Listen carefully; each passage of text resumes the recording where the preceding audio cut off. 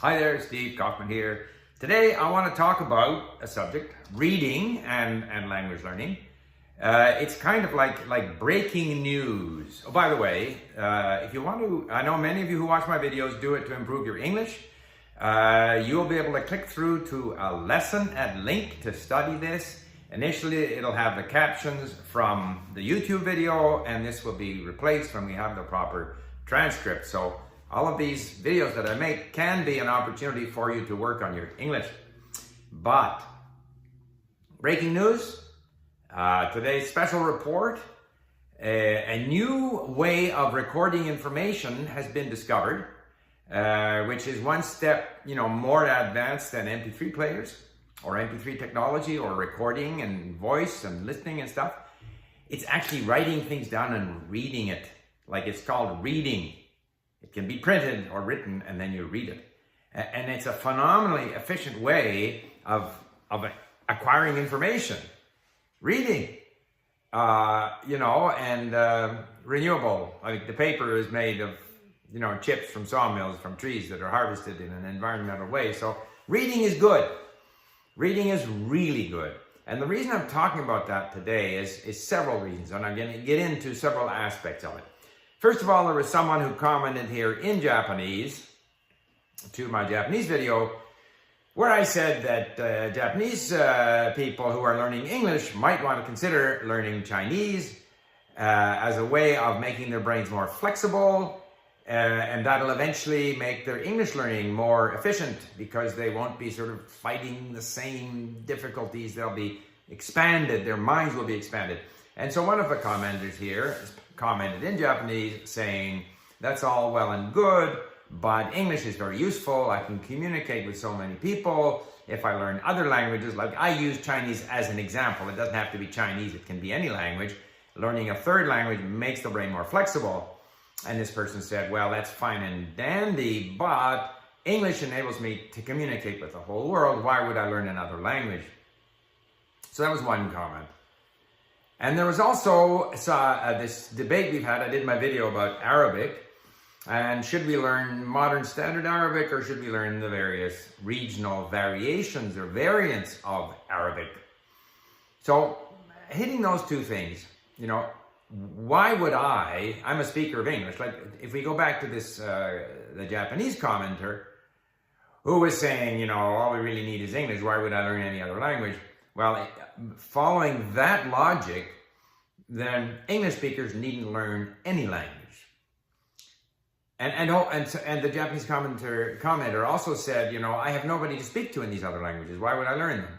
He lives in Tokyo. He probably has trouble finding anyone to speak to in English, let alone these other languages. So, why do I learn languages? Why am I working on Persian, Arabic, and Turkish? A big part of it is reading. I like to read in the language. I like to learn about those cultures. I like to learn about their history, their language. It's all part of us being human beings. And so I have this almost giddy sense of power when I'm reading about these other cultures and histories in their language.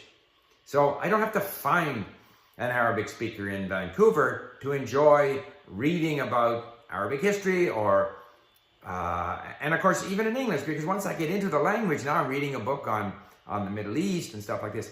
It gets you in, it broadens your overall perspective. Again, reading, okay?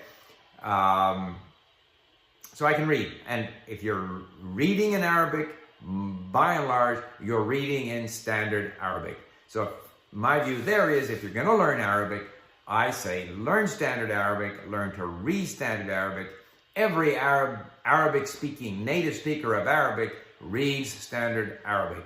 Once you have that as a base, it's not difficult to learn the other variants, to become at least able to understand them. And then, and I mentioned that we're going to have content here that's going to make that even easier. Then it's easy enough to do if you have that base in standard Arabic.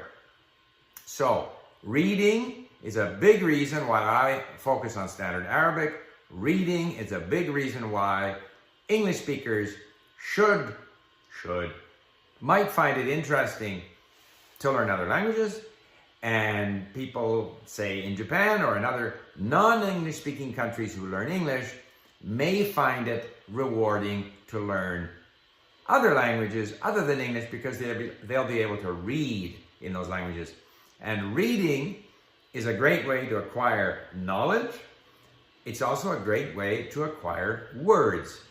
And I find that my listening, which is 70% of my learning activity, because it's so easy to do, that's where I become familiar with the language, comfortable with the language, understand it better, start to feel confident that I can use it. But I think the words, I acquire them more through reading. So reading is powerful.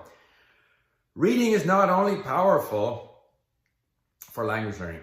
Reading is powerful in life. There are so many examples. You can find stories on the internet about reading ability is the best predictor of professional success, of academic success. It's the fastest way to acquire information.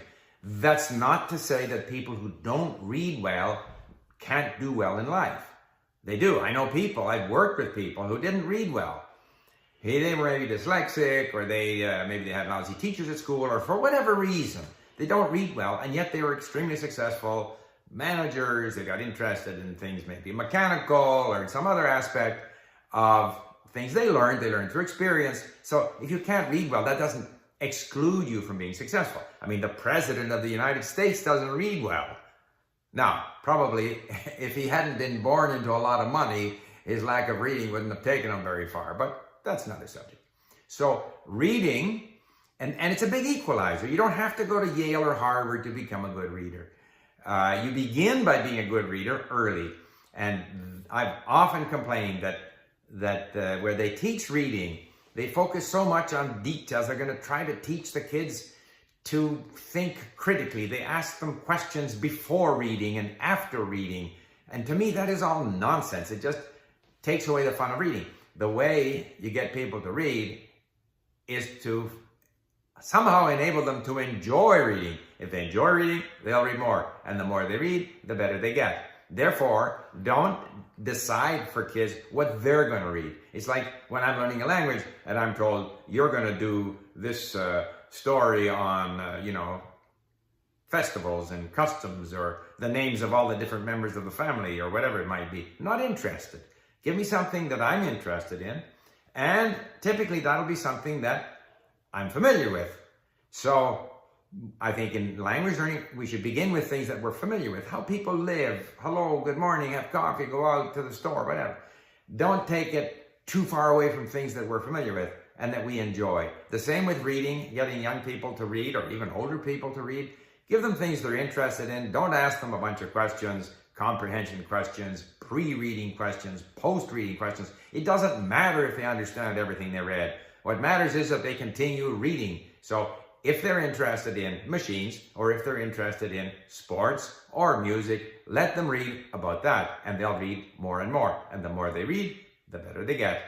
I've often felt that LINC would be an ideal tool to improve literacy, where people are struggling because they have a limited vocabulary for a variety of reasons, or they might be dyslexic and get sort of to function in this sort of LINC environment of sound combined with reading, combined with saving words to a database. All of the things we do at LINC, I think, would be helpful for struggling readers. I'd be happy to make it available free of charge for any kind of a literacy program, because literacy is such a big part of our success in life. As I say, not for everyone, but statistically. If you go to prisons, it's overwhelmingly people with low literacy. People at the upper end of the income. Not everyone, but overwhelmingly, statistically, on average, are people who read better. So reading is super powerful. And I think in terms of educating our populations in every country, there's a good 20-30% of the population that doesn't read very well. More should be done at an early age or later in a remedial way to help those people. Anyway, but getting back to the first point, I study Standard Arabic because I want to read Arabic. I think people whose mother tongue is English should learn other languages, even if they don't have a lot of people they can speak to. But that's their choice, of course. I shouldn't say people should. I think it's rewarding. And similarly for speakers of languages other than English as a native language, there are many good reasons for them to still go and learn third, fourth, fifth languages. A, because it broadens their sort of linguistic flexibility, but also because there's this tremendous reward of learning about these other cultures, and a lot of that is acquired through reading. So remember, you can listen to this rant at link and learn any vocabulary you might want to learn. And also, if you want my emails on 10 tips to language learning, you can click through for that as well. Thank you for listening. Went a little bit longer today. Bye for now. Oh, last thing. I've heard complaints about my microphone. I don't know what the best thing to do is. Right now I'm using the lapel mic. I did try the other mic that goes into my iPhone. It didn't work very well. When I get back to Vancouver, we're gonna look at this and see what we can come up with. If there are any suggestions, I would be very open to hearing about them. Thank you.